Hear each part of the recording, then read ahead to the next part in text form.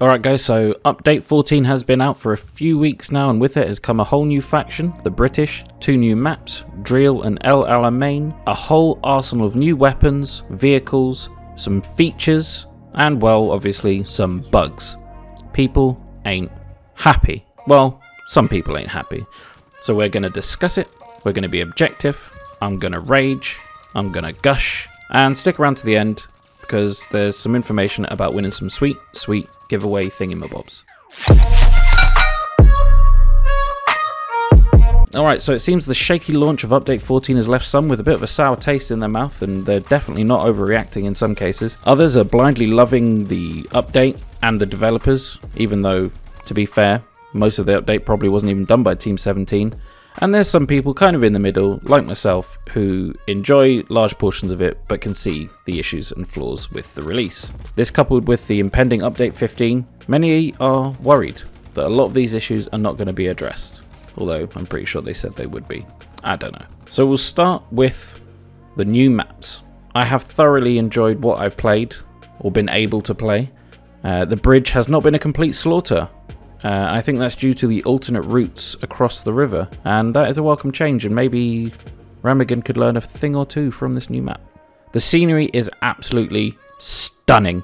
Like, it is genuinely breathtaking in parts, like the sunset or sunrise, I'm not sure which one it is. It looks like a sunset to me. The fields, the flower fields, the river itself, the bridge has this really creaky atmosphere to it. It's very, very immersive. And surprisingly, I've been quite happy with the amount of cover that's available. Obviously not crossing the river, but that's intended. That's not meant to be a perfect crossing. The slight issue I've had so far, and many others have echoed this, is the lack of enterable buildings. I hope that gets addressed at some point in the future, because it would be nice to be able to take up residence in one of the little farmhouses and, you know, start a family, maybe get some dinner sorted. I don't know. El Alamein, unfortunately, is just not working. I actually like the map when it does work. It's got a great aesthetic. I love the airfield with all the partly destroyed aircraft and the hangar. It requires a great amount of teamwork to achieve even the smallest goals. The downside to that is obviously most people don't want to work as a proper cohesive team, and therefore everything is a challenge. And obviously the big MG42 shaped elephant in the room is the Germans will dominate on this map, especially with that pinpoint accurate bloody MG.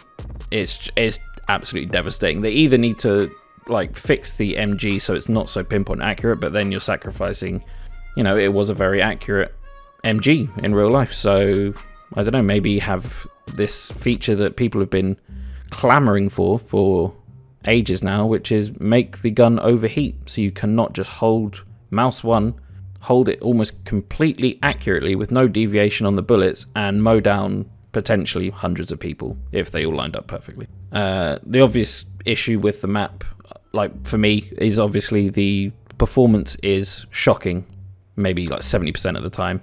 I think I recorded at one point I was getting 12 frames per second, and there wasn't even that many people around me, which is a shame, but I know other maps that have come out previously, like I know Karantan has had some issues in the past with performance, and they eventually got addressed.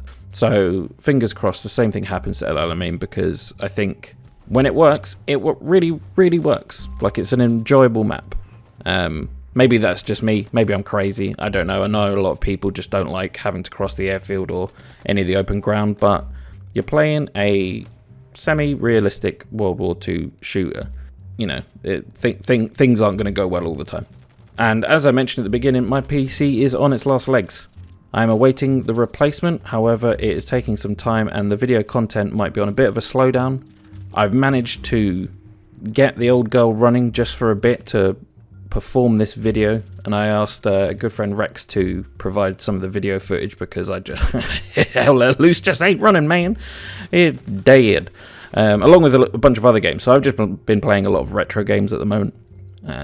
So make sure you like the hell out of this video to help me out, because I am struggling at the moment. So another point of contention in the community are obviously the weapon loadout choices and the terrible sights for some of the weapons. Now, I consider myself a bit of a novice when it comes to weapon knowledge and history. I know most of the names to the guns, probably how many bullets each one would carry, but other than that, I wouldn't know whether or not they're suitable for each environment or were they actually there a lot of the time.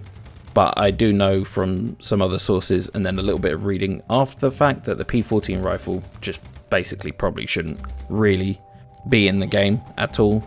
And it does seem a little bit strange to choose just another bolt action rifle, especially one that wasn't there. Like, I'm sure there's other choices. You could have just picked the previous Lee Enfield rifle, but then maybe they were just like, oh, it's just another Lee Enfield. So I'm assuming this was just so they could have a little bit of variation in the weapons pool, because you wouldn't have very much. However, I'm sure most people would just be happy having a Lee Enfield in every single loadout. It's such a beautiful gun. It sounds amazing. It looks awesome. It hits targets. Now the Bren is... The Bren has a fully rendered bipod on the weapon. You can see it. Yet, you cannot use it. Not even for the MG role. Now, I would have assumed that you would have had two variants of the Bren. One Bren, just being the standard without the bipod for the assault rifle loadout, and then the MG would have a fully functioning bipod, but alas. The Lanchester, or the Lankashnikov as I'm calling it, is another odd choice. However, it is bloody beautiful, and I love it, so I don't care. Just give me that gun all the time. It's so good. Many other issues with the weapons, but I cannot fault them on the audio for the weapons. Absolutely amazing work. The Webley looks really weirdly small if you're just stationary or walking. Like, I don't get it. It's really strange. But then when you start running, it looks fine again. So I don't know what's going on there. I'm assuming that's a fairly easy fix. But it does look really odd, man. And the sights on some of the guns are obviously very just in your face. It's like a bit of sheet metal with a hole cut into it. But again, that's kind of what they look like. You want historical accuracy and then you don't want historical accuracy. You got to pick a side to come down on. I'm sure I just wound a lot of people up there, actually. I'm sure I'll edit that bit out. And another big issue is tanks. Now, I am not a tanker, and my knowledge is sketchy at best, but I have been reassured by a trusted advisor and friend that it's absolutely bonkers balls that some of the tanks they chose are in the game, especially in the environment that they're in. Although that little cute one that looks like a little Fiat 500 is awesome, and I want to put it in my rucksack. So that's about as far as I go on the tanks, I'm afraid. Now, we're hitting the big one. The biggest point of contention and frustration is obviously the running speed increase. Now, this is a hefty discussion, and I'm curious as to people's thoughts, so respectfully, down in the comments, let me know what you done think. So it was increased, and according to some members of the community, this is now the new running speed. For me, the most worrying thing to come from this controversy is the community's attitude and response. Now, obviously, most have been honourable and objective in their criticisms, providing well thought out opinions and facts. However, some have been melodramatic toddler men, ranging from completely abandoning the game before even trying, or just verbally bashing and insulting Team 17 for a very slight movement increase in the game, where, if we're going to be fair, you are actually probably running a little bit too slow. Now, the argument stating that it's too fast and you can't hit my shots are now coupled with the dolphin dive is like playing Call of Duty. Now, to anyone comparing it to Call of Duty, you need to shut your mouth. You have clearly not played a modern Call of Duty, because if you had, you'd probably rip your own eyes out in frustration at the blurry, insane speed at which you can move. I mean, it's barely as fast as the running speed in Battlefield 5. And many are even asking, who asked for this speed change? Well, I mean, a lot of people actually did over the few years. A lot of people have been moaning about how slow everything is. I myself screamed at my character doing a light jog while an MG rips the forest around me to kindling. I think it's something we need to get used to before judging it within the first couple of hours, which is what I saw. I think it was about an hour and a half after the update came out. People were crying and screaming that the game was broken and they were never going to play it again because you could run 10-15% faster. Which does lead me to a very nice solution, which will probably get me even more hate than anything Team 17 have done or will do. What about, steady on, hold it, we have 3 movement speeds. Put down the pitchforks. Listen, you have your walk speed, self-explanatory. Then you have your run speed, which would be at the old running speed. And then you have a sprint speed, which is the speed that you can currently run at. And this can only be used for a very short time, and then has a cooldown. Now, before you call Oprah and ask for my head, think about it. Realistically, if you were running down a street in Karantan, and all of a sudden an MG just opened up down the street and shot at you, are you going to carry on running at your normal pace, or is adrenaline going to kick in and your little GI butt is going to start sprinting to cover like an animal?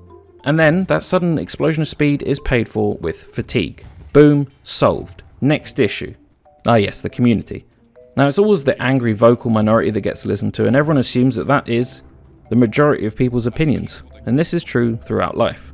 All I'm going to say is, always make up your own mind first, with first-hand experience. And obviously not everyone will get on with this new movement speed, I understand. But it is nowhere near as outrageous as some people are making. So personally, I've enjoyed the new update, despite the issues and some of the failings on Team 17 part. I mean, why didn't they just use the community testing server? Come on, dudes. Like, that was an easy win for you guys, but never mind. And it might just be because I am optimistic by default, or just not enough time to cry about it on my Keychron Key 8 keyboard. Sponsor me.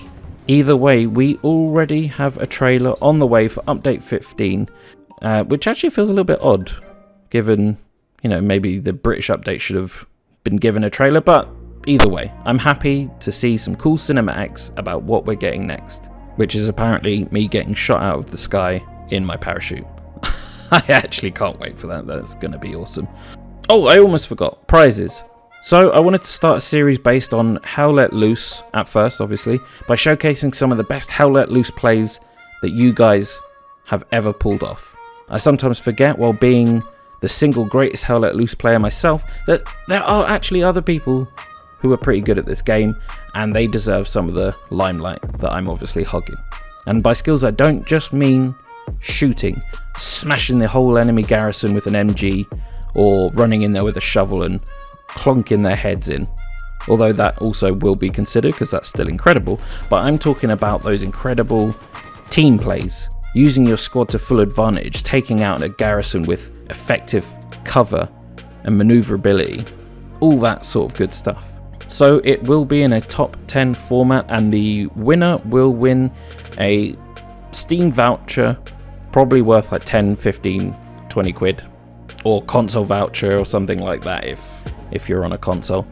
Second place will have a slice of cheese. For more details on how to submit your best plays to me, head on over to the Discord, which is down in the description, and visit the best plays thread, and all the details are there on how to do that. So all that's left to say is remember to subscribe to the channel, as I'll have more Hell Let Loose and other tactical, realistic, infuriating shooters to come. I'm going to watch that trailer when it drops and probably record my giddyish, girl-like reaction. Like the video to help me defeat the algorithm, and I'll see you all in the next one.